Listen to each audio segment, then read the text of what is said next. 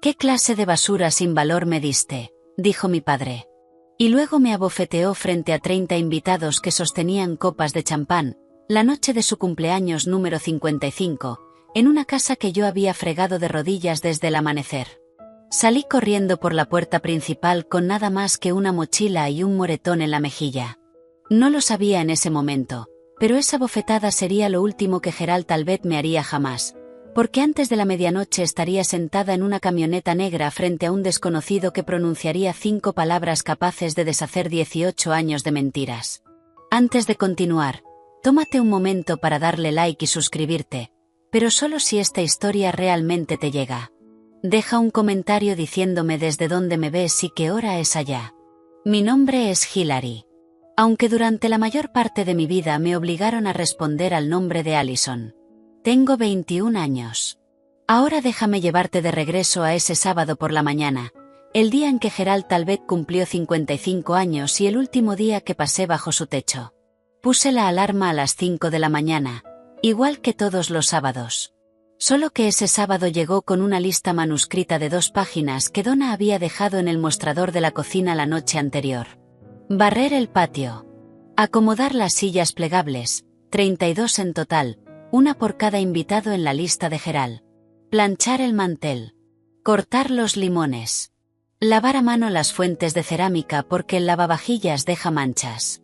La casa estaba en un tranquilo callejón sin salida en el condado de Henrico, Virginia, una colonial de 4 habitaciones con un jardín perfectamente cuidado que Gerald pagaba para que alguien cortara, pero les decía a los vecinos que lo hacía yo. Adentro, la mesa del comedor era de roble macizo, con capacidad para 12 personas, y la pulía yo cada semana. Sobre el mostrador, 2 cajas de Cabernet de Napa Valley y un pastel de 3 pisos de una pastelería que cobraba más por el fondant de lo que yo ganaba en una semana. Mi cuarto estaba en la planta baja, no en el sótano terminado, sino en el closet de almacenamiento junto al calentador de agua. Sin ventana. Un colchón individual que Gerald había rescatado de la acera cuando yo tenía 9 años. Una cobija de lana que olía a cartón húmedo sin importar cuántas veces la lavara. El cuarto de Megan estaba arriba. Cama queen, pantalla plana, un tocador rodeado de esos focos de camerino. Tenía 23 años y seguía viviendo en casa. Seguía teniendo su tarjeta de crédito vinculada a la cuenta de Gerald. Todavía no había aprendido a hervir un huevo, porque para eso estaba yo. Había pasado 3 meses ahorrando para el regalo de Gerald, una billetera de cuero genuino, de una tienda departamental del centro. $84, que no suenan a mucho a menos que estés ganando $11 por hora fregando moldes en un restaurante llamado Rosie's. La envolví en papel craft porque no podía costearme una bolsa de regalo. No lo sabía, parada ahí en esa cocina a las 5 de la mañana con harina en las manos, que la billetera sería lo último que le daría a ese hombre. Gerald bajó a las 10. Polo Ralph Lauren, el del logo grande del jinete, azul cielo, pantalones de lino con pliegues afilados como navajas, una colonia tan densa que me llegó antes que él. Recorrió el patio como un general inspeccionando sus tropas. Movió un racimo de globos 6 centímetros a la izquierda, miró las rodajas de limón que yo había acomodado en la jarra de agua y dijo sin mirarme: «Están disparejas. Hazlas de nuevo». Donna apareció al mediodía, con el cabello recién peinado, aretes de perla, un vestido de lino de Ann Taylor que había pedido en línea y me había mandado a planchar con vapor. Inspeccionó la cocina, pasó un dedo por el mostrador y le susurró algo a Gerald que se suponía que yo no debía escuchar. Pero escuché. Solo te compró algo barato. Prepárate. Megan llegó de última, como era de esperarse. Vestido nuevo, mechas nuevas, tacones nuevos repicando sobre el piso que yo había encerado a las 6 de la mañana. Le entregó a Gerald un Apple Watch Series 9, acero inoxidable, el que cuesta $700 en tienda. Lo cargó a la tarjeta de crédito adicional que Gerald le daba para emergencias. Gerald lo abrió. Sonrió de oreja a oreja y le dio un beso en la frente. «Esta es mi niña», les dijo a los primeros invitados que cruzaban la puerta, con el brazo alrededor de Megan. «Siempre sabe lo que le gusta a su viejo». No me miró. Nunca lo hacía cuando había gente delante. Yo era la chica que cargaba bandejas, rellenaba copas, Limpiaba los anillos de condensación de la mesa de centro antes de que quedaran marcados. Cuando una de las invitadas, una mujer de la oficina de Gerald, le preguntó a Donna, ¿no debería Allison sentarse a comer con nosotros? Donna sonrió como siempre sonreía, cálida como una puerta cerrada, y respondió, a ella le gusta ayudar. Es su manera de mostrar gratitud. Ya sabes cómo son los adoptados. Seguí cargando bandejas. Ocurrió durante la apertura de regalos. Gerald se sentó en la cabecera de la mesa como si fuera un trono. 30 invitados a su alrededor. Vecinos, amigos de la iglesia, algunos compañeros de la agencia de seguros que administraba. Las flautas de champán capturaban el brillo de las luces del patio. Megan estaba encaramada en el reposabrazos de su silla grabando con el iPhone. Donna estaba parada detrás de él, con una mano sobre su hombro, irradiando la imagen de una mujer que lo tiene todo resuelto. Me acerqué con el paquete envuelto en papel craft. Había escrito en el frente con mi mejor letra, «Feliz cumpleaños». Gerald lo tomó, lo sopesó en la mano. Recuerdo haber pensado que quizás realmente iba a sonreír.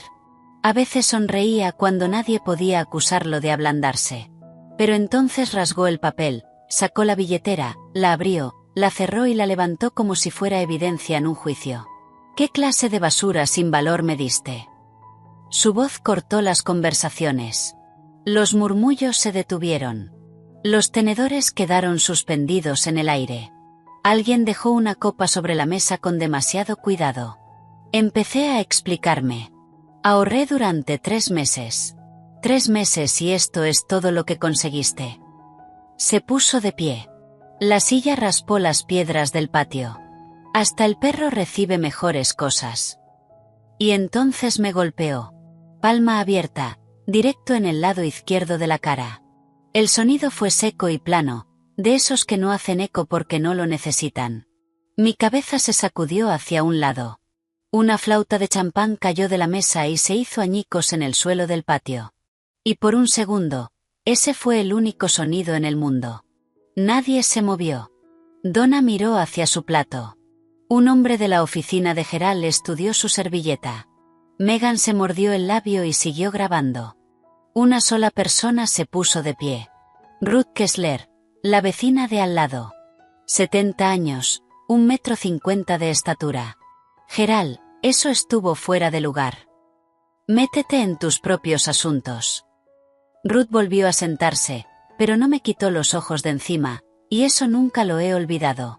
Me quedé parada ahí con sabor a cobre en la boca y una billetera en el suelo entre los dos, y pensé, esa bofetada será la mejor evidencia que los abogados necesiten.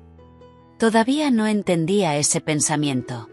No lo entendería sino hasta horas después, pero algo dentro de mí ya había empezado a contar. No regresé a la fiesta. Fui al closet de almacenamiento, descolgué del clavo la mochila Hansport, azul marino deslavada, con el cierre deshilachado, la única cosa que me había seguido desde la preparatoria, y empaqué lo que pude. 2 camisetas, un par de jeans sin agujeros, un cepillo de dientes, un cargador de celular, el sobre que había encontrado al fondo de una caja que Gerald tiró la primavera pasada, el que tenía un sello oficial que todavía no entendía, y de dentro de una caja de zapatos bajo mi colchón, $340 en efectivo, sobre todo billetes de 1 y de 5. Propinas de Rosies que había escondido porque Gerald revisaba mi cuenta bancaria. $340, una mochila, un moretón que ya florecía morado sobre el pómulo. Eso era todo lo que poseía en este mundo. Crucé la sala camino a la salida. La fiesta había retomado su ritmo. Gerald reía ante algo que alguien había dicho. Copa de champán en mano, la billetera sin aparecer por ningún lado. Megan les mostraba algo a los invitados en su celular, probablemente el vídeo. Donna estaba parada junto a la ventana y me vio cruzar el jardín. Alargó la mano hacia la cortina y la jaló para cerrarla. Nadie pronunció mi nombre. Afuera, el aire de octubre me golpeó la cara y el ardor en la mejilla se encendió como una segunda bofetada. El condado de Henrico a las 9 de la noche es oscuro. No como la oscuridad de una ciudad, donde siempre hay una tienda iluminada en la siguiente esquina, sino la oscuridad del suburbio, donde las farolas están muy separadas y el silencio entre las casas parece deliberado. Caminé por la avenida Patterson sin rumbo, solo alejándome. Detrás de mí, la música de la fiesta fue apagándose poco a poco hasta que solo quedaron los graves, y luego nada. Llevaba tal vez 2 kilómetros cuando unos faros se fueron frenando detrás de mí. Una Cadillac Escalade negra, vidrios polarizados impecables, placas de Virginia. Se detuvo a unos 3 metros adelante. La puerta trasera se abrió y yo debería haber corrido. Cada instinto me decía que corriera. Pero ya estaba tan cansada de huir de las cosas. Pensé que quizás, por una vez, vería qué era lo que corría hacia mí. Primero bajó un hombre. De unos 50 y tantos años, alto, delgado, con un abrigo gris carbón que después supe era de Brooks Brothers. Nada ostentoso, solo el tipo de abrigo que cae como si te lo hubieran hecho a la medida. El cabello castaño oscuro entretejido con hilos plateados. Y sus ojos, verde avellana, bien separados, captando la luz de la farola, eran exactamente los mismos ojos que yo veía en el espejo del baño cada mañana. Detrás de él, una mujer más baja, de cabello rojo, facciones definidas, con un portafolios de cuero como si acabara de salir de un tribunal. Mantuvo la distancia. Profesional. Atenta. Las manos del hombre temblaban. Podía verlo incluso en la oscuridad. «Disculpa que te asuste», dijo. La voz se le quebró en la segunda palabra. «Me llamo Richard Biddeford y creo que soy tu padre biológico». Retrocedí un paso. Mis hombros chocaron contra el poste de un buzón. «Eso no es posible. Mis padres biológicos no me querían. Eso fue lo que me dijeron». «Te dijeron mal». Metió la mano en el bolsillo interior del abrigo y sacó una fotografía. Pequeña, doblada en las esquinas, evidentemente manosejada 1000 veces. Una mujer sosteniendo a una niña pequeña. La mujer tenía cabello castaño rojizo y pómulos como los míos, y una sonrisa que se inclinaba ligeramente hacia la izquierda. La pequeña tenía ojos verde avellana. «Se llamaba Catherine», dijo. «Era tu madre. Murió en un accidente de auto cuando tenías 2 años, y desde entonces he pasado cada día de mi vida tratando de encontrarte». Miré la fotografía, luego a él, luego a la fotografía otra vez, porque la mujer tenía la misma boca que yo. La misma inclinación de cabeza. Mirarla era como encontrar una palabra que has estado buscando toda la vida. La mujer de cabello rojo tomó la palabra. «Me llamo Margaret Hall. Soy la abogada del señor Biddeford, especializada en derecho de familia. No estamos aquí para llevarte a ningún lugar donde no quieras ir. Hemos estado monitoreando tu situación a través de canales legales durante varios meses. Esta noche, cuando nuestros investigadores te vieron salir de la casa, tomamos la decisión de acercarnos». ¿Estaban vigilando la casa? Margaret asintió. La fiesta de cumpleaños, muchos invitados. Era la oportunidad más segura para confirmar tu identidad visualmente. Hizo una pausa. «También te vimos correr». Me toqué la mejilla sin pensar. El moretón palpitaba bajo las yemas de mis dedos. Richard Biddeford miró la marca en mi cara y algo detrás de sus ojos se rompió muy en silencio. Nos sentamos en la parte trasera de la Escalade. Richard de un lado, yo del otro. Margaret en el asiento del copiloto con el portafolios abierto. El motor encendido, la calefacción en bajo. Era el lugar más cálido en el que había estado en toda la noche. Richard me contó la historia como un hombre que la había ensayado durante 18 años y que aún así no estaba listo. Catherine murió en la autopista I-64 dirección este, un martes por la mañana en marzo. Un camión de reparto cruzó el camellón. Ella murió al instante. Richard iba en el asiento del copiloto. Pelvis fracturada, pulmón colapsado. 4 meses en el hospital. Hilary, yo, estaba en casa con una vecina. Mientras estaba en la unidad de cuidados intensivos, dijo, los servicios de protección infantil te pusieron en cuidado de emergencia. Procedimiento estándar cuando no hay un padre disponible. Eso lo entendía. Lo que no entendía era el porqué. Cuando salí del hospital y tramité para traerte a casa, me dijeron que no podía. Un trabajador social llamado Leonard Group llevó el caso. Grubb le dijo al tribunal de familia que yo había firmado una renuncia voluntaria de los derechos parentals, un documento legal que cedía la custodia de manera permanente. Grubb presentó al tribunal un formulario firmado. La jueza aprobó la adopción. Nunca firmé nada, dijo Richard. Estaba en un ventilador mecánico. No podía sostener un bolígrafo, mucho menos leer un documento legal. Pero el tribunal tenía un papel con mi nombre, y eso fue suficiente. Para cuando Richard contrató un abogado y apeló el fallo, era demasiado tarde. La adopción había quedado firme. El expediente estaba sellado. Su hija tenía un nuevo nombre, una nueva familia, una nueva vida en algún lugar de Virginia en el que a él no se le permitía entrar. Entonces contraté investigadores, dijo. Año tras año, gasté. No importa lo que gasté. Habría gastado todo. La voz no le tembló cuando habló del dinero. Le tembló cuando dijo la palabra todo. Leonard Grubb, dije. ¿Cuánto le pagaron? Richard miró a Margaret. Margaret cerró el portafolio y respondió. Eso es lo que pretendemos demostrar en el tribunal. La camioneta seguía estacionada en la avenida Patterson, con las luces de emergencia parpadeando ámbar contra la oscuridad. Yo estaba sentada con la mochila sobre las piernas, aferrada a las correas como una niña en el primer día de clases, y les conté lo del sobre. La primavera pasada, Gerald había decidido que Megan necesitaba un estudio de yoga en la casa. Eso significaba despejar el closet de almacenamiento, mi cuarto, y mover mis cosas a un rincón aún más pequeño junto a la caldera. Tiró la mayoría de mis pertenencias en una bolsa de basura y la dejó junto a la acera.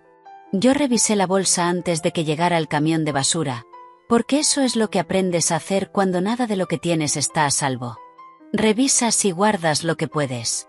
Al fondo de una caja de cartón dañada por la humedad, debajo de viejas boletas escolares y una bolsa de plástico con ropita de bebé, encontré un sobremanila de aspecto oficial. La dirección del remitente tenía un sello y las palabras Departamento de Servicios Sociales de Virginia. Adentro había un solo documento parcialmente redactado con el encabezado Título 4E, Resumen mensual de distribución de asistencia para adopción, y en la parte superior, escrito en tipo de letra de fuente gubernamental, Allison G. Talbot. No sabía qué era el Título 4E. No sabía qué significaba un resumen de distribución. Pero sí sabía que mi nombre estaba en un documento oficial que Gerald jamás me había mostrado. Así que lo doblé y lo metí en la mochila. Lo había cargado durante 6 meses sin entender bien por qué. Lo saqué ahora y se lo entregué a Margaret. Ella lo desplegó bajo la luz interior del techo y observé cómo cambiaba su expresión. No de manera drástica, sino de la manera en que le cambia la cara a un jugador de póker cuando la última carta da vuelta. Este es el registro del subsidio de adopción, dijo. El estado de Virginia ha estado pagándole a Gerald y Donna Talbot aproximadamente $810 al mes por tu cuidado y manutención durante 18 años. Me miró. Eso es aproximadamente $175.000. ¿Cuánto de ese dinero viste alguna vez? Pensé en el colchón recogido de la acera, en la cobija que olía a cartón, en el closet sin ventana. Nada, dije. Richard giró el rostro hacia la ventana y en el reflejo del vidrio pude verlo apretando la mandíbula con tanta fuerza que el músculo se marcó. Todos esos años, dije casi para mí misma, él me llamó una carga. Pero yo no era una carga. Era su cheque de nómina. Margaret nos llevó a un Hilton cerca de Broad Street. No a la casa de los Talbot, no a un albergue, sino a un lugar limpio, tranquilo y seguro. Richard nos registró a su nombre. Cuartos separados con puerta comunicante. Lo primero que hice fue quedarme parada en medio del mío sin saber qué hacer. La cama tenía sábanas blancas que olían a detergente en vez de a humedad. Había una ventana. Abrí las cortinas y me quedé mirando las luces del estacionamiento durante un buen rato, porque mirar por una ventana desde mi propio cuarto era algo que no había hecho en años. Mientras estaba ahí parada, los recuerdos llegaron en capas, como el agua que sube, lenta y fría. Empecé a cocinar las comidas de la familia cuando tenía 10 años. Gerald decía que era para enseñarme responsabilidad. A los 12 ya hacía toda la ropa, todos los trastes. Todas las compras del supermercado caminando, porque Gerald no me llevaba en carro. A Megan le regalaron un Toyota Camry para su cumpleaños número 16. Yo recibí un pase de autobús que venció al mes porque nadie lo renovó. Así que caminaba 1 hora y media hasta Rosies para llegar a mis turnos. Gerald jamás me dejó tener mis propios documentos. Sin acta de nacimiento, sin tarjeta del Seguro Social, sin identificación oficial. Cuando pedí una licencia de conducir a los 17, me dijo, ¿para qué? No tienes a dónde ir. En ese entonces pensé que tenía razón. Ahora entendía que él lo había diseñado así. No dejaba de preguntarme, ¿por qué Gerald me tuvo todos esos años y me despreciaba? ¿Por qué no devolverme al sistema? Si era tan inútil, ¿para qué aferrarse a mí? Ahora tenía la respuesta. $810 al mes. Por eso. ¿Has conocido a alguien que te odie pero se niegue a dejarte ir? ¿Alguien que te haga sentir como basura pero se aferre a ti como si fueras oro? Si es así, cuéntame en los comentarios, porque creo que ya sabes cómo se hace ese cálculo. La voz de Donna resonaba en mi cabeza como siempre lo hacía. Dulce y filosa como jugo de limón en una herida. Gratitud, Allison. Eso es todo lo que te hemos pedido. ¿Acaso es tan difícil? No, Donna. Lo difícil fue darme cuenta de que le había dado las gracias a gente que me estaba robando. Déjame regresar 2 semanas antes de la fiesta, antes de la bofetada, antes de todo esto. Porque la verdad es que Gerald ya me había mostrado quién era. Yo todavía no tenía palabras para nombrarlo. Era un martes por la tarde. Gerald me llamó a su estudio en casa, el cuarto al que nadie entraba sin permiso. Escritorio de caoba, sillón de cuero con respaldo alto, un estante de libros de pasta dura que nunca había leído, acomodados por color. Estaba sentado detrás del escritorio como un juez, con una carpeta manila abierta frente a él. Siéntate, dijo. No toma asiento. Siéntate. Deslizó un documento hacia mí. 10, quizás 12 páginas, letra apretada, una pestaña azul de firma asomando por abajo. Es un acuerdo voluntario, dijo. Establece que tú eliges permanecer bajo mi tutela porque no estás financiera ni emocionalmente preparada para vivir de manera independiente. Fírmalo. Lo tomé. La mayor parte del lenguaje era impenetrable, considerando que la dependiente reconoce que la vida independiente presenta un riesgo financiero y psicológico excesivo. Pero una cláusula en la página 4 la entendí perfectamente. El acuerdo autorizaba a Gerald a seguir administrando todos los beneficios estatales y federales asociados con el cuidado de la dependiente. Quería que yo firmara mi propio subsidio otra vez, esta vez de manera voluntaria con mi firma de adulta, para que él pudiera seguir cobrando incluso después de que yo saliera del sistema. ¿Para qué necesito firmar esto?, pregunté. La expresión de Gerald no cambió. Porque sin esta familia, estás en la calle. No tienes título. No tienes ahorros. Ni siquiera tienes identificación. Así que vas a firmar esto, y lo vas a hacer antes de mi cumpleaños. Considéralo tu regalo para mí. No firmé. Pedí más tiempo. Gerald no dijo nada. Solo cerró la carpeta y la guardó en el cajón del escritorio. Con calma, de la manera en que guardas un arma cargada en una caja fuerte. Por eso me golpeó en la fiesta. No fue por la billetera. Nunca fue por la billetera. Fue porque le había dicho que no por primera vez en 18 años, y no lo pudo soportar. De vuelta en el Hilton, la mañana siguiente. Me desperté a las 5 de la mañana por inercia, con el corazón acelerado, ya repasando mentalmente la lista de pendientes antes de recordar. No había lista.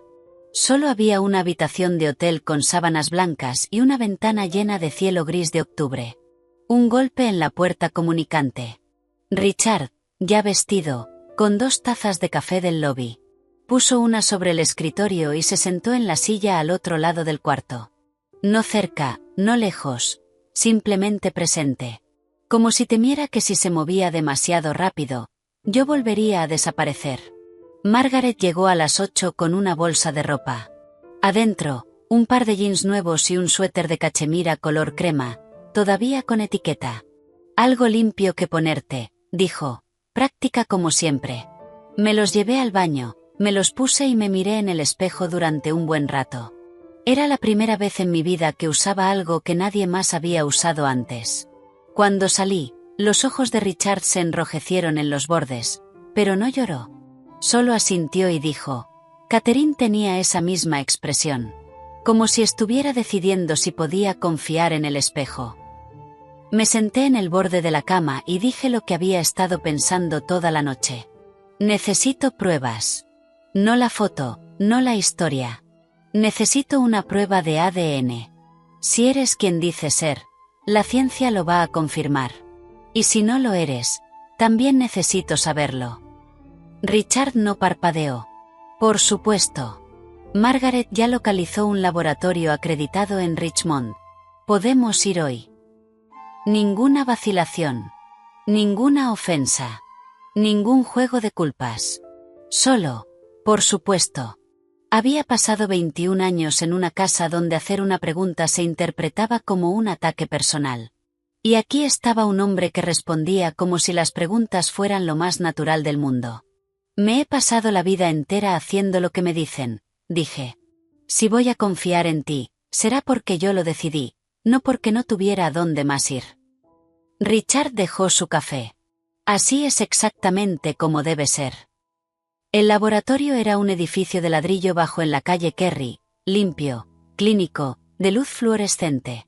Una técnica con uniforme hizo el hisopado en el interior de mi mejilla. Luego etiquetaron los tubos y nos dijeron que los resultados tardarían entre 3 y 5 días hábiles. 5 días. Había esperado 21 años para saber quién era yo. 5 más se sentían como aguantar la respiración bajo el agua. Mientras esperábamos, Richard trajo cosas al hotel. No regalos, no como los regalos que Gerald daba como transacciones con condiciones, sino fragmentos. Un álbum de fotografías. Catherine embarazada, riendo en una hamaca del porche, con una mano sobre el vientre. Catherine sosteniendo a una recién nacida con un gorro rosa. Richard, Catherine y la bebé frente a un bungalow de ladrillo en el Fan District de Richmond, con una puerta roja. La bebé tenía ojos verde avellana desde entonces. Esa es la casa a la que llegaste, dijo Richard. Todavía es mía. No pude venderla. Estudié cada fotografía como si fuera un documento que debía memorizar para un examen. La cara de mi madre, sus manos, la manera en que se paraba, ligeramente ladeada, con el peso en el pie izquierdo. Igual que yo cuando no estoy pensando en ello. Es hermosa, dije. Te pareces exactamente a ella, dijo él. Sobre todo los ojos. Al 5.º día llamó Margaret. Estaba sentada en la cama del hotel con el álbum abierto en una foto de Catherine soplando las velas de un pastel cuando sonó mi celular. 99.998% de probabilidad de paternidad, dijo Margaret. Está confirmado. Richard Bitford es tu padre biológico. No dije nada durante un momento. Solo sostuve el teléfono y miré la fotografía y sentí que algo se abría en mi pecho. No se rompió, no se hizo añicos, sino que se abrió de la manera en que se abre una puerta cuando alguien finalmente gira el picaporte desde el otro lado. 99.998%. Un número. Pero para mí era la primera prueba en 21 años de que no era un accidente que nadie había querido. La voz de Margaret volvió al teléfono, firme y precisa. Ahora tenemos suficiente. El siguiente paso es el tribunal de familia. Lo que supe después llegó a través de los expedientes del tribunal, del testimonio de Ruth Kessler y de los mensajes de texto que Donna eventualmente le entregaría a Margaret. La mañana siguiente a la fiesta, Gerald llamó a la policía del condado de Henrico y me reportó como desaparecida. No porque estuviera preocupado, sino porque estaba calculando. El oficial que respondió buscó mi información y le dijo a Gerald lo que no quería escuchar. Tenía 21 años. Era una adulta legalmente. Si me había ido por voluntad propia, no había caso de persona desaparecida que abrir. No se fue por voluntad propia, le dijo Gerald al oficial. Tiene problemas mentales. Apenas puede funcionar sin supervisión. El oficial le preguntó si Gerald tenía alguna documentación de eso. un diagnóstico, una orden de tutela, algo legal. Gerald no tenía nada, porque yo no tenía problemas mentales. Solo estaba controlada. Esa noche, según los mensajes de texto de Donna, los que ella entregaría después como evidencia, Gerald caminó de un lado a otro de la sala durante 3 horas. Donna estaba sentada en el sofá escribiendo lo que le dictaba.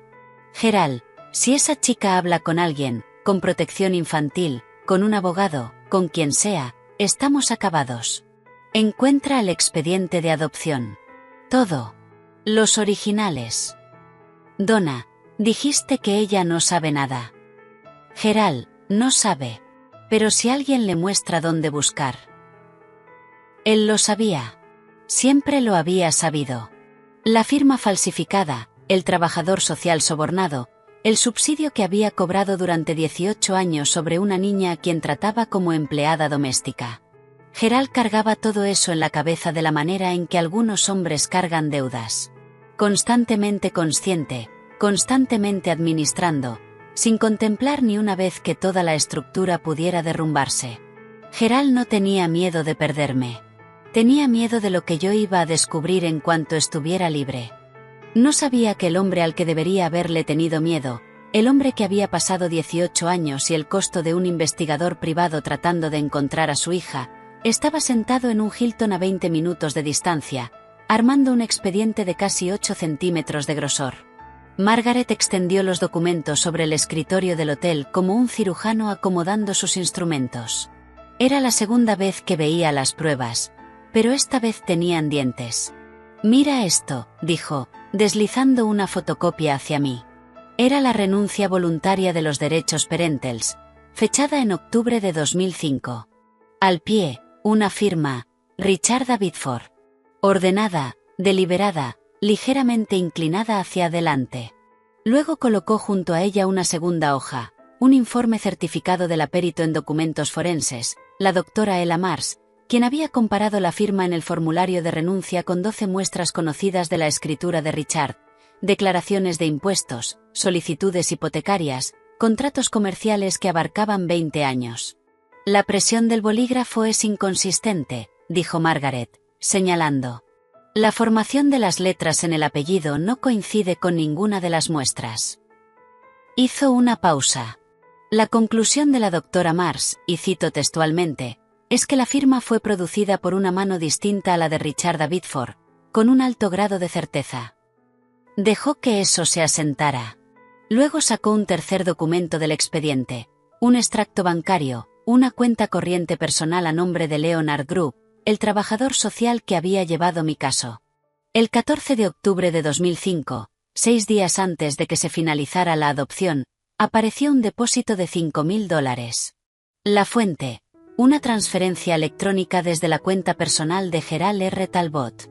No a través de la iglesia, dijo Margaret. No a través de ninguna organización de caridad. De cuenta a cuenta, directamente. Una semana antes de que se aprobara la adopción. Me quedé mirando los números. $5.000. Eso era lo que había costado toda mi identidad. Mi nombre, mi padre, mi infancia.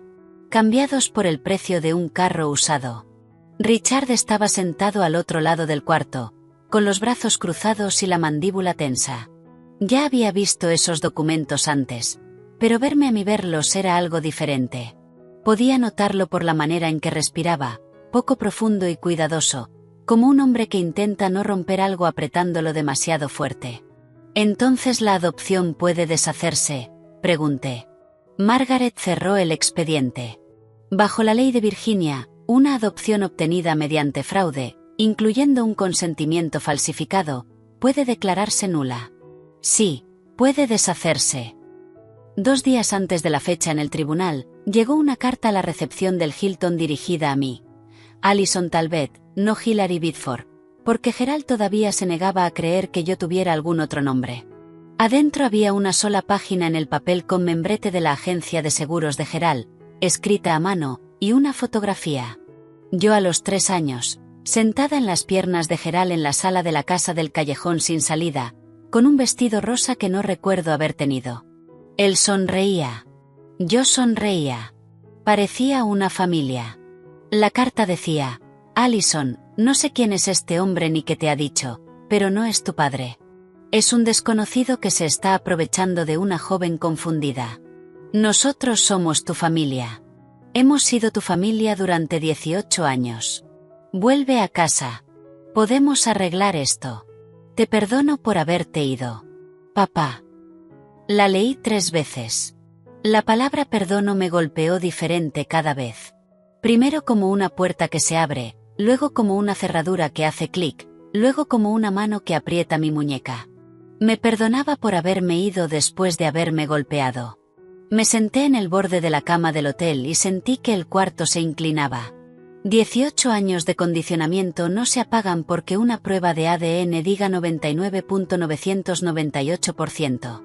En algún lugar dentro de mí, una voz que había cargado desde la infancia susurró: ¿y si Gerald tiene razón?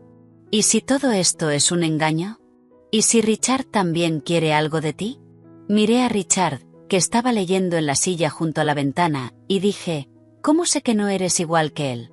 ¿Cómo sé que no me vas a usar para algo más? Dejó el libro. No pareció herido. Pareció un hombre que entendía exactamente por qué estaba preguntando. No lo sabes, dijo. Todavía no. Y no voy a intentar convencerte con palabras. Porque las palabras son baratas. El ADN no miente. Los documentos no mienten. Y el tribunal va a decidir que es verdad. Todo lo que te pido es que dejes que la evidencia hable. Recogió el libro y siguió leyendo. Y eso, el no presionar, el darme espacio, fue lo que más me asustó, porque era tan diferente de todo lo que conocía. Esa noche no pude dormir. Así que hice lo que siempre hacía cuando el mundo dejaba de tener sentido. Miré la evidencia. Saqué el sobre del título 4E de la mochila y lo puse sobre el escritorio junto a la carta de Gerald. 2 documentos. Uno del estado de Virginia confirmando que Gerald recibía $810 al mes para cuidarme. Uno de Gerald afirmando que era mi familia. Si Gerald me amaba, ¿por qué dormí en un closet de almacenamiento? Si Gerald me amaba, ¿por qué no tenía acta de nacimiento, tarjeta del Seguro Social, ningún documento de identificación con mi nombre? Si Gerald me amaba, ¿por qué el acuerdo de tutela que me intentó hacer firmar estaba diseñado para mantener el flujo del subsidio, no para mantenerme segura? La respuesta estaba en los números. Siempre había estado en los números. Gerald no me amaba. Gerald me facturaba. Llamé a Margaret a las 11 de la noche. Contestó al segundo timbrazo, lo que me dijo que estaba esperando esa llamada.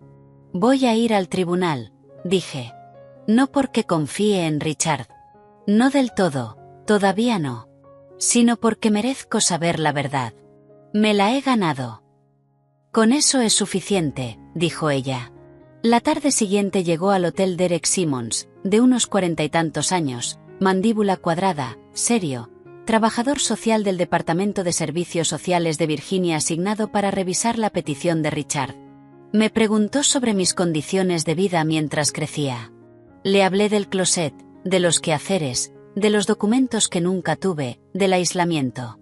Escribió todo en una libreta pequeña. Y cuando terminé, no dijo lo siento ni eso debió haber sido muy difícil. Dijo, lo que describes, si está corroborado por los registros, constituye negligencia, y el componente financiero constituye explotación de los fondos de asistencia para adopción. Luego me miró y agregó en voz más baja, esto no se trata solo de que tu adopción fuera fraudulenta, señorita Biddeford. Se trata de un sistema que debía protegerte y no lo hizo. No estoy eligiendo a Richard sobre Gerald, me dije a mí misma mientras Derek se iba. Estoy eligiendo la verdad sobre la mentira en la que he vivido. Yo no presencié esta parte directamente. Salió a la luz después, pedazo por pedazo, a través del testimonio de Donna y los mensajes de texto que entregó. Pero la voy a contar tal como ocurrió, porque necesitas entender quién creía Gerald que iba a enfrentar en ese tribunal. La noche antes de la audiencia, Gerald estaba sentado en la mesa del comedor, la misma mesa de roble que yo había pulido cada semana durante 18 años, ensayando su testimonio con su abogado. No un abogado de la talla de Margaret, un abogado generalista de una oficina en un local comercial que cobraba por media hora y nunca había llevado un caso de fraude en adopción en su vida. «Tengo todos los documentos», dijo Gerald. «Firmados, sellados, validados por el tribunal. He sido miembro de la primera iglesia bautista durante 22 años. Entreno béisbol infantil. Todo el mundo en esta comunidad sabe quién soy». Donna, sentada frente a él, se aventuró a preguntar, ¿y el sobre del subsidio? ¿Qué pasa si preguntan por el dinero? Gerald no levantó la vista. «Nadie audita eso. Estamos bien». Megan pasó por ahí de camino a la cocina y preguntó con voz aburrida, sin mayor curiosidad, la voz de alguien cuyo mayor problema era una conexión lenta a Internet. «Si Allison no vuelve, ¿puedo convertir su cuarto en un closet?» Gerald tampoco le respondió. Ya estaba redactando mentalmente su declaración inicial, la que pronunciaría ante una jueza para explicar qué hombre tan generoso y temeroso de Dios había sido al acoger a una niña que nadie más quería. No sabía que la jueza iba a tener ante sí un expediente de casi 8 centímetros de grosor con firmas falsificadas, registros de soborno y un informe de perito forense. No sabía que la chica a la que había criado para guardar silencio por fin había encontrado su voz. No sabía que el hombre sentado al otro lado del pasillo sería el padre cuyo nombre alguien había falsificado 18 años atrás. Gerald entró a ese tribunal como un hombre que nunca había perdido. Estaba a punto de aprender cómo se ve la derrota. La mañana de la audiencia, Margaret convirtió la sala de conferencias del hotel en un cuarto de guerra. Había reservado una mesa para 6 y la cubrió con 5 pilas de documentos, cada una marcada con pestañas de colores. Yo estaba sentada en un extremo con una taza de café enfriándose en las manos, y ella me guió a través del caso como un general que repasa un plan de batalla. Tranquila, precisa, sin dejar nada al azar. Pila 1, dijo, tocando la primera.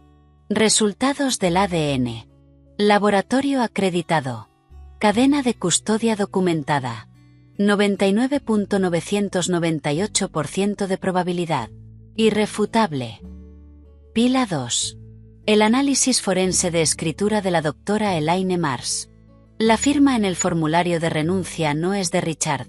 Su informe tiene 46 páginas, pero la conclusión es una sola oración. Pila 3. Registros financieros obtenidos a través de nuestra petición al Departamento de Servicios Sociales de Virginia. Gerald y Donna Talbot recibieron $810 mensuales en asistencia para adopción del título 4E durante aproximadamente 216 meses. Total, $174.960. La evaluación de Derek Simmons confirma que los fondos no se destinaron a tu bienestar. Pila 4. El informe completo de Derek. Hallazgos de negligencia infantil. Sin registros médicos después de los 14 años. Sin documentos de identificación personal en tu poder. Condiciones de vida incompatibles con el propósito de los fondos de asistencia para adopción. Pila 5. Hizo una pausa. Una declaración jurada de Ruth Kessler, tu exvecina. Acordó testificar que fue testigo de patrones continuos de trato desigual y que presenció personalmente cómo Gerald te golpeó en la fiesta de cumpleaños. Ruth. 70 años, 1,50 m, la única persona en ese patio que se había puesto de pie. No había vuelto a hablar con ella desde esa noche, pero ella sí había hablado con Margaret, y no había dudado. «¿Tengo que decir algo en el tribunal?», pregunté. Margaret me miró. «Solo si tú quieres. Los documentos hablan por sí mismos». Richard, sentado en el otro extremo de la mesa, no había dicho una sola palabra durante todo el resumen. Ahora habló, solo una vez. «Lo que sea que pase ahí adentro, ya ganaste. Eres libre». Miré las 5 pilas sobre la mesa. Una vida entera de mentiras desarmada en carpetas con pestañas. Y pensé, no, todavía no he ganado. Pero estoy a punto de hacerlo. Esa tarde Richard me llevó a Banana Republic, no porque importara la ropa, sino porque dijo, deberías entrar a ese salón viéndote exactamente como quien eres. Alguien que merece ser escuchada. Me probé un blazer azul marino, una blusa blanca de seda, pantalones gris carbón. Me paré frente al espejo del probador y miré a la persona que me miraba de vuelta. Tenía los hombros rectos, los ojos claros y el aspecto de alguien que podría sentarse en una mesa de reuniones, no llevar bandejas a una. «Tu madre hacía eso», dijo Richard cuando salí. Estaba recargado en la pared afuera de los probadores, con las manos en los bolsillos del abrigo. Pararse frente al espejo durante un buen rato, y luego sonreírse a sí misma. Solo un poco. Como si hubiera resuelto algo. Yo no sonreí, pero entendí lo que quería decir. Algo estaba resolviéndose. De regreso en el carro, Richard señaló un bungalow de ladrillo en una calle arbolada del Fan District. Puerta delantera roja, persianas blancas, una hamaca del porche quieta en el aire de octubre. «Esa es la casa», dijo.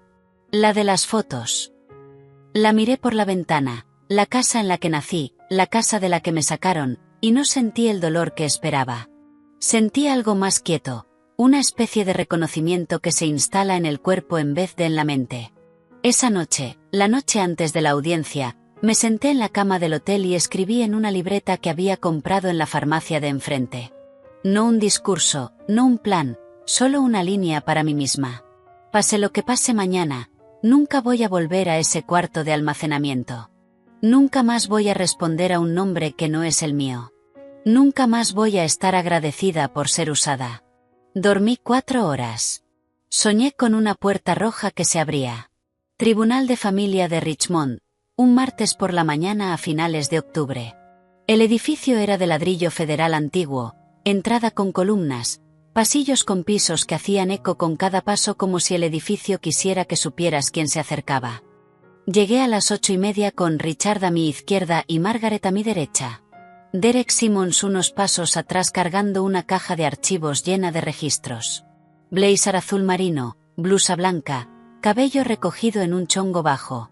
Sin joyas. No tenía ninguna. Pero mis manos estaban firmes y mi espalda, recta. Gerald llegó a las 8:40.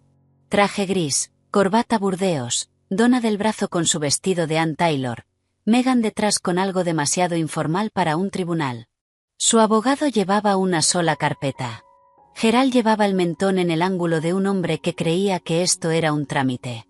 Entonces nos vio. Sus ojos fueron primero a mí. Registraron el blazer, la postura, la ausencia de la chica que solía mirar al suelo. Luego se movieron a Richard, luego a Margaret, luego a la caja de archivos que Derek estaba colocando sobre la mesa de los demandantes. La cara de Gerald no se desmoronó. Se recalibró. Ya había visto esa expresión antes. La aritmética mental acelerada de un hombre que controla cada variable y de pronto se da cuenta de que hay una que pasó por alto. La mano de Donna se apretó en su brazo. Megan sacó el celular, lo pensó mejor y lo guardó. Gerald y yo cruzamos la mirada a través del pasillo. Por primera vez en mi vida, no bajé la vista. El secretario abrió las puertas del tribunal y llamó el caso, en el asunto de la adopción de la menor anteriormente conocida como Hilary Bidford, actualmente denominada Alison Grace Talbot. Entramos, ambas partes, por la misma puerta, a mundos distintos. Margaret se paró de la manera en que me imagino que se pararía un bisturí si pudiera. Erguida, precisa, reflejando la luz.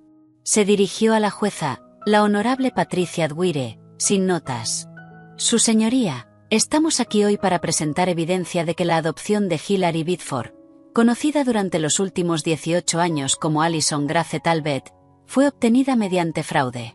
Específicamente, la falsificación del consentimiento de un padre biológico para renunciar a sus derechos parentales, facilitada por un pago económico al trabajador social asignado al caso.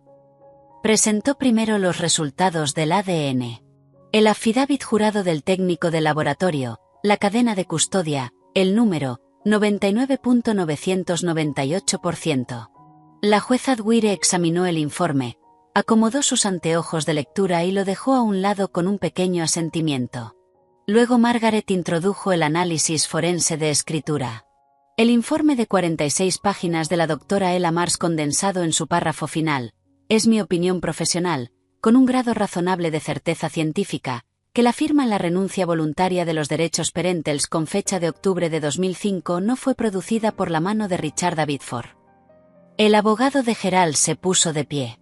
Su señoría, mi cliente tiene un decreto de adopción ejecutado legalmente y aprobado por este sistema judicial hace casi 2 décadas. El peticionario está intentando relitigar un asunto resuelto basándose en la opinión de un perito contratado. Margaret no se dio la vuelta. Su señoría, un decreto construido sobre una firma falsificada no está resuelto. Está encubierto. Estamos aquí para descubrirlo. Escuché a Ruth Kessler moverse en la galería detrás de mí. Un hombre que yo no reconocía, quien después resultó ser el reportero judicial del Richmond Times-Dispatch, escribió algo en una libreta angosta. 2 mujeres de la iglesia de Gerald estaban sentadas en la segunda fila con los rostros tensos, con la incomodidad particular de quien observa cómo una reputación se deshace en tiempo real. La jueza Dwyer miró al abogado de Gerald por encima de sus anteojos. El tribunal escuchará la presentación completa de la parte peticionante. Continúe, señorita Hall. Margaret pasó a los registros financieros, y fue aquí donde el ambiente en el tribunal cambió. Proyectó el resumen de distribución del título 4E en la pantalla del tribunal. El mismo documento que yo había sacado de una bolsa de basura 6 meses atrás, mes por mes, año por año, una columna de cifras que recorrían la página como el libro contable de mi infancia. Señor Talbot, dijo Margaret, la jueza había autorizado los interrogatorios directos. El estado de Virginia le pagó a su hogar $810 mensuales en asistencia para adopción por el cuidado de la niña que se le encomendó durante aproximadamente 18 años. Eso suma $174.960. ¿Puede decirle al tribunal cómo se asignaron esos fondos para el bienestar de la niña? Gerald se enderezó en su silla. Todo fue para la chica. La alimentamos, la vestimos, le dimos un techo. 18 años de eso no son baratos. Margaret asintió como si hubiera esperado esa respuesta, que así era. Luego llamó a Derek Simmons. Derek se acercó al estrado cargando su informe como un hombre que lleva algo pesado e importante. Había visitado la casa de los Talbot. Había revisado los registros. Habló sin inflexión, lo que hizo que cada dato golpeara con más fuerza. El espacio vital de la niña era un área de almacenamiento habilitada junto al calentador de agua de la vivienda, de aproximadamente 5.6 metros cuadrados, sin ventana exterior, sin armario. El colchón mostraba desgaste visible y daño por humedad consistente con haber sido recogido de la vía pública. No encontré registros médicos de la niña después de los 14 años, sin visitas pediátricas, sin registros dentales, sin vacunas después del 8º grado. La niña no tenía identificación emitida por el Estado, ni tarjeta del Seguro Social en su poder, ni acceso documentado a su propio expediente de adopción. Miró a la jueza. En mi evaluación profesional, su señoría, las condiciones de vida descritas y observadas son consistentes con negligencia infantil, y no con el propósito previsto de los fondos de asistencia para adopción. Donna empezó a llorar. Suavemente al principio, luego con más fuerza. El tipo de llanto estudiado que atrae las miradas. Gerald le apretó la mano y frunció la mandíbula, proyectando la imagen de un marido que protege a una esposa frágil de acusaciones injustas. Pero después llegó el turno de Ruth Kessler. Subió al estrado con un cardigan azul marino y zapatos cómodos, y no representó nada. Viví al lado de esa familia durante 12 años, dijo Ruth. Vi a esa chica cortar su césped, lavar sus carros, colgar ropa en el patio trasero mientras la otra hija, la biológica, tomaba el sol en una silla reclinable. Nunca vi a Allison, a Hillary, sentarse a cenar con ellos cuando había visitas. Y la noche del cumpleaños del señor Talbot, lo vi golpearla en la cara frente a 30 personas porque le dio un regalo que él consideró indigno de él. El tribunal quedó en silencio de la manera en que una sala enmudece cuando todos los que están ahí recalculan lo que creían saber. Margaret esperó a que Ruth bajara del estrado y luego se volvió hacia Gerald. Señor Talbot, ¿conoce usted a un hombre llamado Leonard Grubb? Gerald no parpadeó. No. Margaret sacó una fotografía impresa en papel fotográfico con la fecha marcada en la esquina.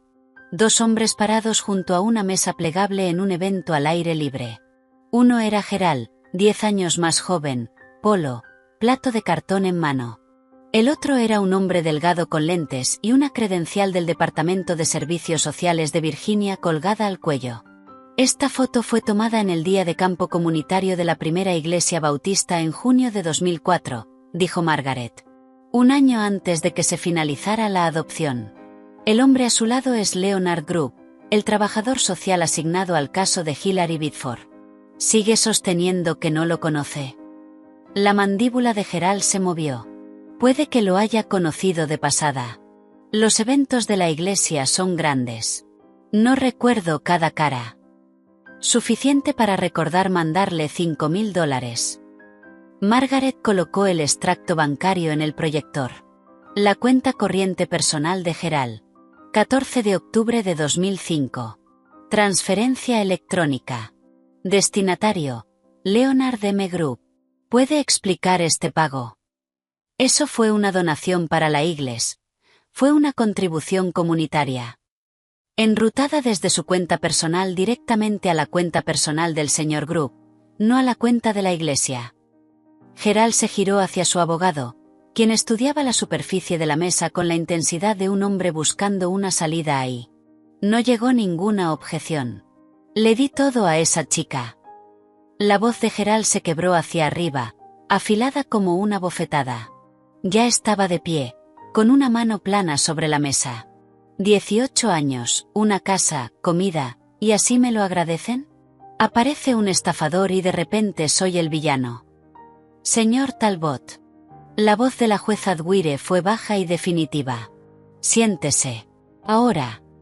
Se sentó, pero la sala ya había escuchado todo, la máscara quebrándose, el privilegio desbordándose. En la galería, las mujeres de la iglesia miraban hacia su regazo. La pluma del reportero judicial se movía más rápido. Margaret se volvió hacia la jueza con la compostura de alguien que acababa de ver a su oponente hacer su trabajo por ella. Su señoría, solicitamos que el tribunal tome nota de la caracterización que hace el señor Talbot de su papel como padre, algo que él dio y por lo cual espera un pago. Eso no es ser padre. Eso es una transacción. Margaret me miró. La noche anterior le había dicho que quería hablar. No porque el caso lo necesitara, los documentos eran suficientes, sino porque había guardado silencio durante 21 años, y hay cosas que necesitan ser dichas por la persona que las vivió. Su señoría, la hija del peticionante quisiera dirigirse al tribunal si usted lo permite. La jueza Dwyer asintió. Puede proceder. Me puse de pie. Blazer azul marino, blusa blanca, manos a los lados. Miré a la jueza, no a Gerald, porque esto no era para él. Su señoría, no estoy aquí por venganza. La palabra flotó en el aire un momento y la dejé estar. Estoy aquí porque durante 21 años no supe quién era yo. No sabía mi propio nombre. No conocía la cara de mi madre. No sabía que alguien me estaba buscando, ni que los papeles que me pusieron en esa casa estaban construidos sobre una firma falsificada. Hice una pausa. Respiré. El señor Talbot dijo que me lo dio todo. Así se veía ese todo, un closet de almacenamiento sin ventana. Un colchón recogido de la acera. Sin visitas al médico después de los 14 años. Sin identificación, sin acta de nacimiento. No supe mi número del seguro social sino hasta hace 2 semanas. Trabajé en esa casa desde que tenía 8 años. Cocinando, limpiando, lavando ropa. Y todos los días me decían que debía estar agradecida, que sin ellos no era nada. Mi voz no se quebró. Había decidido que no iba a quebrarse. Me golpeó en su fiesta de cumpleaños porque le di una billetera que había tardado 3 meses en comprar. Pero la verdad es que me golpeó porque no quise firmar un papel que le daba control continuo sobre mi vida. Eso era lo que era yo para él. No una hija. Una línea en un presupuesto. Miré a la jueza. No le estoy pidiendo a este tribunal que castigue a Gerald Talbot. Le estoy pidiendo que diga la verdad. Porque me la merezco. Cada niño en el sistema se la merece. Me senté. El silencio en la sala fue absoluto. Ruth Kessler lloraba en silencio, con el llanto de verdad. El reportero había dejado de escribir y solo me miraba. Richard estaba perfectamente inmóvil con las manos entrelazadas sobre la mesa, pero podía ver los nudillos blancos. Cuando me puse de pie en ese tribunal, recuerdo haber pensado, ¿por qué tardé 21 años en decir algo tan sencillo? ¿Alguna vez has guardado algo dentro durante tanto tiempo que cuando por fin lo dices en voz alta te sorprende que fueran solo unas pocas oraciones, que todo ese peso cupiera en tan pocas palabras? Si sabes cómo se siente eso, cuéntame en los comentarios, porque creo que es algo que no se le puede explicar a quien no lo ha cargado. Lo que pasó después nadie lo esperaba. Mucho menos Gerald. Donna se puso de pie. No desde el estrado, nadie la había llamado. Se levantó del banco de los demandados, se alisó el frente del vestido de Ann Taylor de la manera en que lo alisaba todo, y dijo con una voz que temblaba como un cable a punto de reventar: «Su señoría, necesito decir algo». Gerald le agarró la muñeca. «Donna, siéntate». Ella se soltó. Era la primera vez que la veía soltarse de algo. «Yo escribí el cheque», dijo Donna. El rímel ya se le corría, pero no era el llanto estudiado de antes. Esto era diferente. Crudo, feo, del tipo que no le importa el público. $5.000 para Leonard Group. Gerald me dijo que era para agilizar el proceso de adopción. Escribí el cheque de nuestra cuenta conjunta, y lo sabía. Sabía lo que significaba. El abogado de Gerald se llevó la cabeza a las manos. Gerald se puso rojo desde el cuello hacia arriba, un carmesí oscuro y moteado que nunca le había visto. «Está mintiendo», dijo Gerald. «Está confundida.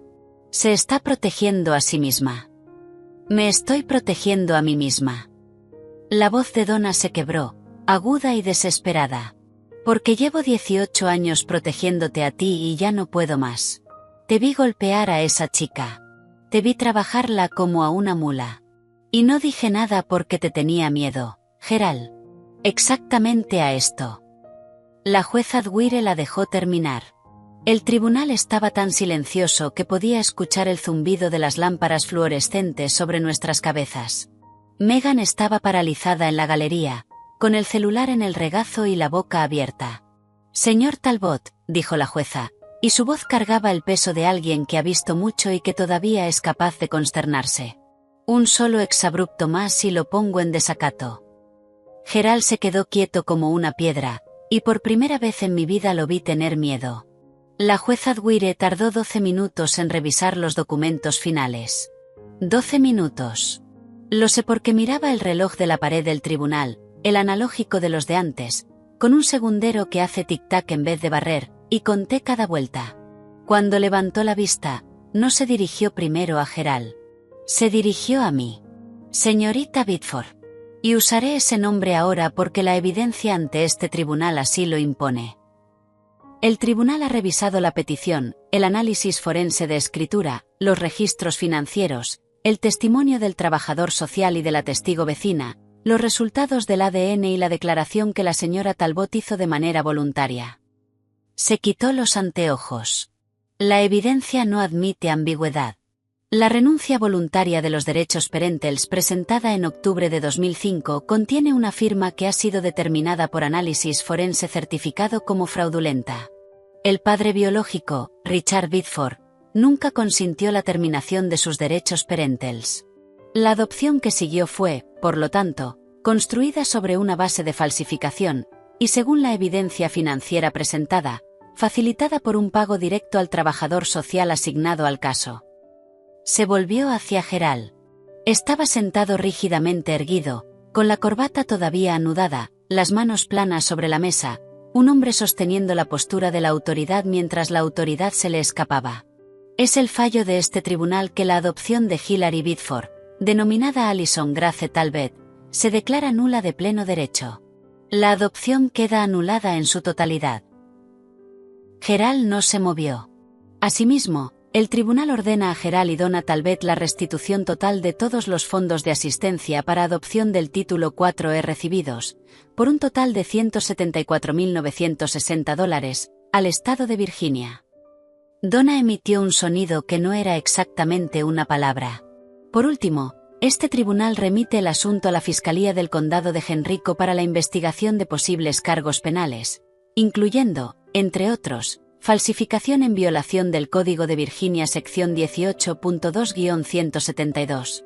Fraude en relación con asistencia pública y negligencia infantil bajo la sección 18.2-371.1. La jueza dejó sus papeles sobre la mesa. El nombre legal de la niña queda restaurado a Hilary Bidford con efecto inmediato. Se levanta la sesión. El mazo cayó y ese sonido, ese único golpe de madera, fue lo más fuerte que había escuchado en mi vida. Más fuerte que la bofetada. Más fuerte que 18 años de silencio. Sonó como una cerradura que se abre. En la galería, Ruth Kessler se llevó ambas manos a la boca. Las mujeres de la iglesia ya estaban de pie, recogiendo sus bolsos, sin mirarse entre sí. El reportero judicial cerró su libreta y me miró con una expresión que no supe nombrar del todo. Algo entre el respeto y la tristeza. Gerald estaba inmóvil. Su abogado ya estaba recogiendo sus cosas. Y me di cuenta por primera vez de que el hombre que Gerald había contratado para defenderlo no podía salir de esa sala con suficiente rapidez. El pasillo afuera del tribunal olía a cera para pisos y al calor viejo de los radiadores. Iba caminando hacia la salida con Richard de un lado y Margaret del otro cuando escuché los tacones. Rápidos, disparejos, el sonido de alguien que no está acostumbrado a apresurarse con zapatos que no fueron hechos para eso. Espera. Megan. Tenía el maquillaje arruinado. El rímel marcado en ambas mejillas. La base corrida donde se había limpiado. Se veía más pequeña de lo que nunca la había visto, lo cual era extraño porque siempre había ocupado tanto espacio. No sabía, dijo. Respiraba agitado, como si hubiera estado corriendo o intentando no hacerlo. Lo del dinero, el subsidio. Yo creía que mamá y papá pagaban mis cosas con el sueldo de papá. No sabía qué era. Se detuvo. No pudo terminar la oración y entendí por qué. La oración terminaba con tu dinero, y decirlo en voz alta lo haría real de una manera para la que todavía no estaba lista. La miré. La chica que había recibido el Apple Watch, el Toyota Camry, la cama Queen, las mechas del cabello, la tarjeta de crédito que nunca era rechazada. La chica que se había reído cuando Gerald me golpeó y lo había filmado con su celular. La chica que había preguntado si podía convertir mi closet en su guardarropa. Una parte de mí quería gritar. Otra parte quería alejarme sin decir una sola palabra. Pero lo que sentí parada ahí en ese pasillo del tribunal, con mi nombre legal restaurado y mi padre de verdad a mi lado, no fue rabia. Fue claridad. Espero que descubras quién eres sin su dinero, Megan, le dije. De verdad. Pero ese es tu camino, no el mío. Ella asintió una vez, y vi algo cruzar por su cara. No exactamente culpa, sino el principio de ella, la fisura antes de la fractura. Margaret me tocó el brazo con suavidad. Richard estaba sosteniendo la puerta abierta. Caminé hacia ellos y no miré atrás. No porque estuviera enojada, sino porque por primera vez tenía hacia dónde caminar en vez de solo huir. Gerald estaba parado al pie de los escalones del tribunal. Se veía reducido. No físicamente. Seguía siendo un hombre corpulento, seguía teniendo los hombros anchos, pero algo estructural había cedido. La corbata, aflojada. El saco del traje, desabotonado. Donna estaba sentada en su Buick junto a la acera, la frente contra el volante, con el motor encendido. Yo iba a mitad de los escalones cuando él lo dijo. El nombre que me había asignado 21 años atrás. El nombre que una jueza acababa de tachar del registro. Allison. Me detuve. Me giré. Me miró de la manera en que siempre lo había hecho, como si yo fuera algo que le pertenecía y cuyo valor no terminaba de calcular. Pero ahora había algo más debajo de eso. Algo que podría haber sido miedo si Gerald Talbot fuera el tipo de hombre que admite tener miedo. Después de todo lo que hice por ti, dijo, después de 18 años bajo mi techo, así es como me lo pagas. Me quedé parada en los escalones con el blazer azul marino y la luz de octubre sobre los hombros. Y sentí por primera vez el peso completo de lo que acababa de decir. No rabia.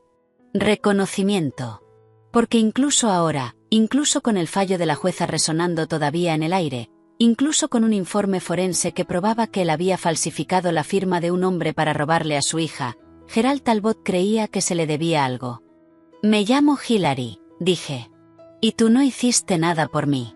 Me lo hiciste todo a mí. Y ya se acabó. Me giré y bajé el resto de los escalones. Richard estaba esperando junto a la escalade con la puerta abierta. No dijo nada. No hacía falta. Solo sostuvo la puerta de la manera en que sostienes una puerta para alguien a quien llevas 18 años esperando abrirle una puerta. Subí, la puerta se cerró, y lo último que vi por la ventana polarizada fue a Gerald Talbot parado solo en los escalones del tribunal, con el saco abierto, viendo cómo su inversión se alejaba. 6 meses después. Aquí es donde estoy ahora. Vivo en Richmond, no en la casa del Fan District con la puerta roja, aunque Richard me la ofreció. Tengo un apartamento cerca de la calle Grey, un estudio con ventanas altas que dejan entrar mucha luz por la mañana. A veces me quedo parada ahí un momento antes de empezar el día. Las ventanas fueron lo primero que busqué cuando salí a buscar departamento. Pasé 18 años en un cuarto sin ninguna. Ahora necesito ver el cielo cuando me despierto. Estoy estudiando para el examen de equivalencia de preparatoria. También estoy inscrita en el programa culinario del Colegio Comunitario Reynolds, lo cual es irónico, lo sé. Gerald me hizo cocinar todas las comidas durante 18 años y ahora yo lo estoy eligiendo. Pero esa es la diferencia, ¿verdad? Entre algo que te hacen y algo que tú decides hacer. Los ingredientes son los mismos. El significado es completamente distinto. Richard y yo cenamos todos los domingos en el bungalow. No cocina muy bien. Su especialidad es salmón demasiado cocido y pan de ajo ligeramente quemado, pero lo hace él mismo. Y pone la mesa para 2. Y me pregunta cómo estuvo mi semana y escucha la respuesta. No somos perfectos. Hay silencios incómodos. Hay momentos en que ninguno de los dos sabe qué decir, porque 18 años robados no se recuperan cenando salmón. Pero él está ahí todos los domingos sin falta. En cuanto a los Talbot, Gerald y Donna están esperando juicio. Falsificación, fraude, negligencia infantil. La casa en el condado de Henrico tiene una segunda hipoteca para cubrir el pago de la restitución. A Gerald le pidieron que renunciara a su puesto en la junta de diáconos de la primera iglesia bautista. No se fue en silencio. Donna, que cooperó con la investigación, podría recibir cargos reducidos. Megan se mudó con una tía en Fredericksburg y consiguió trabajo en una tienda de ropa. El primer trabajo que ha tenido en su vida. Voy a terapia todos los jueves. Con una mujer que se llama Doctora Torres, que tiene un consultorio pequeño con un ficus y no me dice cómo sentirme. Solo hace preguntas y me deja encontrar mis propias respuestas, lo cual, después de 21 años de que me dijeran qué pensar, se siente como aprender un idioma nuevo. Sanar no ocurre de la noche a la mañana. Algunas mañanas todavía me despierto a las 5 con el corazón acelerado, ya catalogando mentalmente pendientes que ya no existen. Pero luego abro las cortinas y ahí está el cielo, y recuerdo dónde estoy.